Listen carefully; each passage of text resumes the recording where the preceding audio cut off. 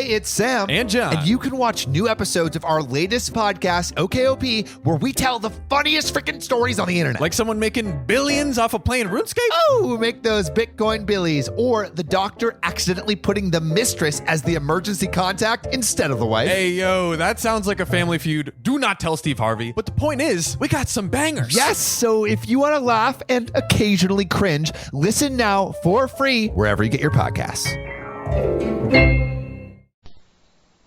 The Fibber, McGee, and Molly Show.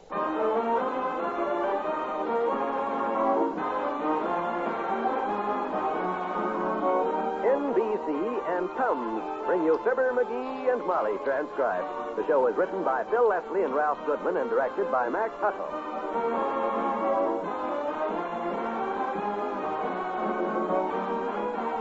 Fibber and Molly will be with you in a minute. This is Don Wilson for Tums. Well, I guess everybody celebrates the new year each in his own way. Maybe you're planning to have friends in for the evening or going to a party, or perhaps you're planning a night on the town. However you celebrate, don't take a chance on having your evening spoiled by acid indigestion or heartburn. Carry Tums in pocket or purse. Then, if acid indigestion should strike as the result of overeating, overindulgence, or too much smoking, you'll be prepared for don't wait relief. No waiting for glasses, spoons, or water. No mixing. You take Tums on the spot, like candy, for safe, fast relief. And since it's the new year, get the convenient, economical 12-roll box of Tums for only $1. It's like getting 2 extra rolls free. Buy the single roll at 10 cents or the 12-roll box at $1. Get Tums from your druggist now. Tums, America's #1 choice for don't wait relief from acid indigestion and heartburn.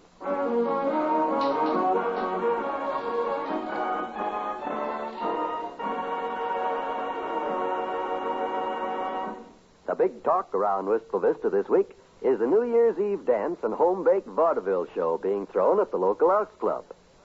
Here's a local elk giving his wife a fast rundown on the situation right now. So I says to Watson this morning, he's in charge of the entertainment committee for the Elks, you know, Watson is. Watson. Yes, so I've heard. They gave it to him because he's the executive type. Got a loud voice, a habit of interrupting people when they're talking, and a talent for getting everybody else to do the dirty work. Also, he's got the kind of a face that if nothing else works, he can get a laugh by just poking it out through the curtains between the acts. Well, what'd you say to him? What'd I say to him? Oh, well, Watson, I says, I'm a busy man, and I don't have much time for that kind of stuff, but since it's for my brother Elks, I'll do it, so I'm going to do it. Do what? Be in the show that us Elks are putting on at the New Year's Eve party. I'll probably headline the bill. What do you think of that? Well, I think it ought to be fun. You just let me know what you're going to be in the show, and I'll make you a nice costume. No, you don't have to worry about any of that stuff, kiddo. I got everything I need right out here in the living room. In the living room? While you were out talking to the milkman, I brought my old vaudeville trunk down out of the attic. Oh, no. You're not going out on that Elks Club stage and do the... Right. The old act that I and Fred Nittany, the guy that him and I used to have as a vaudeville act together from Starved Rock, Illinois, together did in vaudeville. When he and I used to tell them funny jokes, like I'd say to him, I'd say to Fred, how's your brother? And he'd say, not so good. Got his arm broken 2 places. And I'd say, he ought to stay out of them places. Look, dearie, there's a place you should stay out of, too. That's the Elks Club with those jokes. Don't you worry. This is all proven material, surefire. Oh, When I walk out on that stage Thursday night, I'll be the hit of the show. Well, let's argue that later, lover. Right now, I've got to get down to the grocery store. We won't have any dinner. Okay. I'll be back in a few minutes. Don't get into any trouble while I'm gone. What you mean, trouble? What can happen in a few minutes? That is a very interesting question. One I ask myself every time I go out, and there's always an interesting answer waiting when I get back. Well, you just take your time. All I'm going to do is try on a few of these funny hats in my old vaudeville trunk. Want to see if they still fit me. Be good. I'll be back soon. Okay. Now, there goes a good kid. Wives may come and wives may go, but not my wife. She's afraid to leave me alone for a minute. How can a guy get into any trouble just looking into an old vaudeville trunk? Well, look at this. My old Jimmy Durante nose. Oh, still fits, too. Ha-cha-cha-cha. I got a million of them. Hey, there's my old beat-up felt hat that I used to hit Fred over the head with when a joke didn't get a laugh. Ah, those vaudeville days. No, I want to do... come in. Hi, mister. Oh, it's you, Teeny. I just came out. Oh, he did it, didn't he? He went and did it. Who did what? What you talking about, sis? Mr. Howell, he did it. He punched you in the nose just like he said he would. It's all swollen out. No, nobody punched me in the nose, sis. This isn't my nose. See? Just a piece of cardboard, like a cat. Oh. Gee, that's a swell idea, I bet you. I wish I had a hat like that for my nose so it wouldn't get cold. This ain't a beezer bonnet, sis. It's one of the props I used to use when I was in vaudeville. Where, mister? Vaudeville, sis. Haven't you heard of vaudeville? No, we're only up to Mexico. Our geography class. No, Teeny. Vaudeville ain't a country. It's a show. Only, hey, I tell you what. You sit right down here and I'll show you what vaudeville is, okay? Oh, boy, a vaudeville. This'll be wonderful, I bet you. Mm-hmm. I got a record here someplace that I and Fred Nittany used to open with. Oh, here it is. Let me turn this record player on. Oh, boy, I love shows, mister. Go on and have the show. No, not yet. Wait till I get off stage here to start. You can put the needle on the record when I tell you.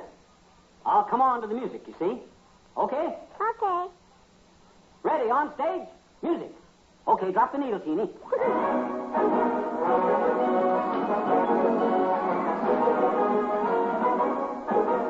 Good evening, ladies and gentlemen. Good evening. Thank you, Maestro. Thank you. You know, a funny thing happened to me on the way to the theater tonight. A man walked up to me and said, Mister, will you give me a dime for a cup of coffee? And I said, I might. Let's see the coffee. Don't you get it, Teeny? I said, it's...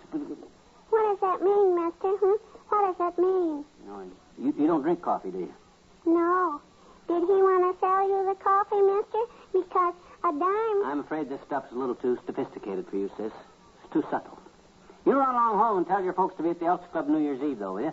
Because when I walk out on that stage and start firing them jokes at them, I'll make history.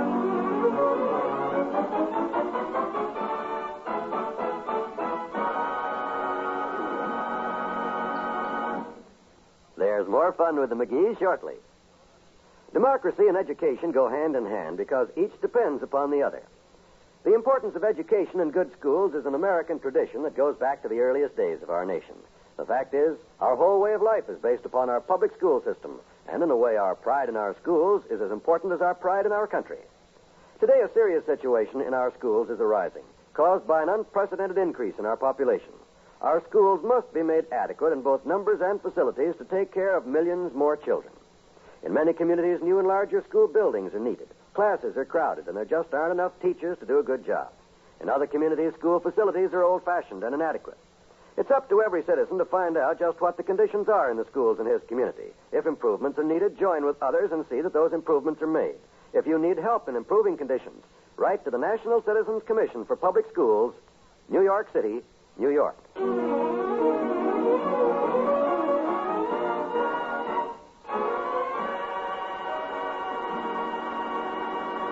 McGee, I'm home. Oh, hi, kiddo. You should have been here. I did part of my act for Teeny. Oh, did she enjoy it? Ah, she loved me. I told her a couple of my surefire jokes. You should have heard that kid laugh. Liked them, did she? Well, you know how kids are. Easiest audience in the world. Did you finish your marketing? Yes, I brought along the things we'll need for tonight. The old-timer will deliver the rest later. Here, let me help you with that stuff. Set it on the sink. Oh, thank you, sweetheart. Just hand me those things. I'll put them away. Celery, All right. You know, I've been going over this old act of mine. potatoes, You know, looking over these jokes Fred and I used to do. corn. Some of them maybe slightly. Oh, okay, corn, yeah. Oh, here you are.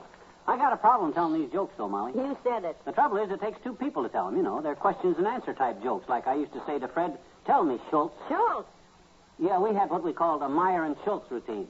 I was Meyer and he was Schultz, you know. Except during matinees, we used to switch it around to break the monotony. Oh, I see. Tell me, Schultz, I'd say, do you know what kind of vegetable do you raise in the beer garden? That was after the C to C routine, you see. Then he would say, no, I don't. Tell me, Meyer, what kind of vegetable do you raise in the beer garden? And then I'd come back with the snapper. I'd say... Stewed tomatoes. Oh, you know that one. It's vaguely familiar. Hand me that pot roast there. Well, I got a lot of others. All just as surefire as that one you ruined by coming in with that snapper before I had it. Well, I'm sorry, dearie, but that is an awful old joke. Well, still plenty of people who haven't heard it. But that isn't my problem. My problem is I need a good straight man. Who I could get. I need somebody with a kind of a hang-dog expression. You know, sad-looking. Sad-looking guy that'll get the audience's sympathy. With those jokes, he'll certainly have mine. Should be a guy with a good, loud voice that they can hear him clear to the back row on account of because... Country boy! Hey, the old-timer. Now, dearie, he's an old man. He can't run as fast as he used to. Hi, daughter. Here's the rest of your groceries. Put him down right there, old-timer. I want to talk to you. Oh, hi, Johnny. Sure, what's on your mind? Old-timer, I'm going to do you a great big favor. Oh, dear. Oh, you don't have to tip me, Johnny. Forget it. No sense you going through that whole business of looking through your pockets for change again. Last time you did that, it ended up with me lending you a quarter, and I can't afford that again today, so let's skip it. I wasn't talking about that. How would you like to go on the stage? Oh, not me, Johnny. I'm too old. I told you, dearie. Papa used to drive the stage between Abilene and Sandy Gulch. No. The way that coach used to bounce all over the road, it was all Papa could do to hang on. Got so he had to fill his hip pockets full of lead to keep from bouncing off.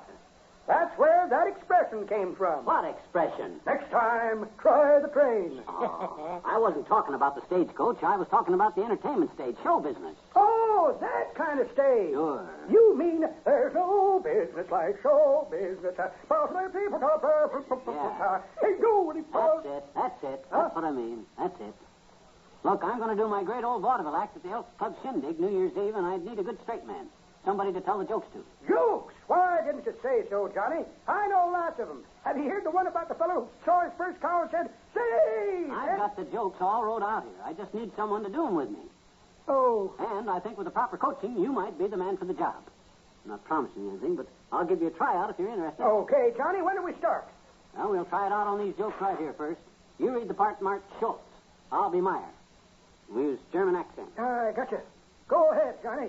Tell me, Schultz. Yeah? Yeah. Yeah. Where do you see yeah written anywhere on that paper? Well, I was just playing along, Johnny. Getting in the mood. Well, don't play along. Just read what's on there. Okay, Johnny. Go ahead. Tell me, Schultz, what kind of vegetables do you raise in the beer garden? That's easy, Johnny. Stewed tomatoes. That's my line. You're supposed to say I don't know. Don't know? No. I've known that joke all my life, Johnny. Oh, sure. Poppy used to tell it to us kids all the time. Says he heard General Grant tell it to the boys at the celebration party after they took Richmond. Grant says he got it from Washington's memoirs. Used to be one of George's favorites. Him and Martha Never used to... mind. Forget it. Molly, I'm going over to talk to Herb Travis. He used to pull the curtain for all the school plays. Maybe with a little coaching, Herb could work out. This old fuddy-duddy. I got to find me a straight man for this act.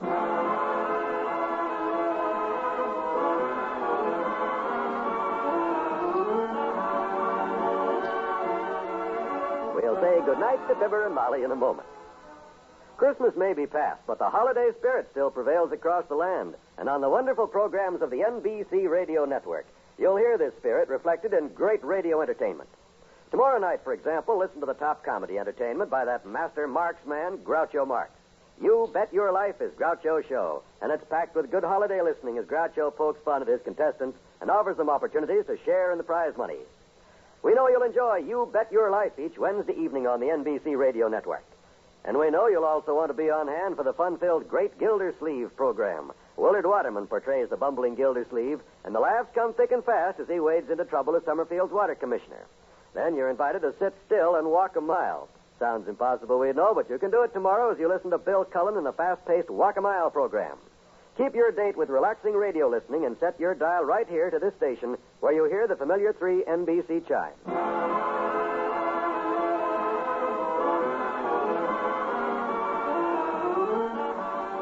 Did you ask Herb to work in your act with you, dearie? Yep. I explained to him what a great act it was, and he was real anxious to do it. Good. So I read him a few of the jokes.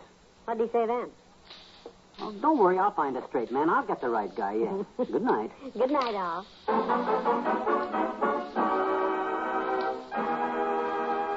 NBC and Tums have brought you the Fibber, McGee, and Molly program, transcribed by Bill Thompson as the old-timer.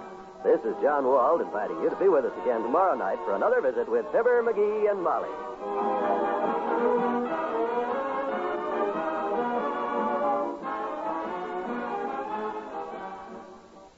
Make your kitchen chores lighter with the heartwarming shows on the NBC Radio Network.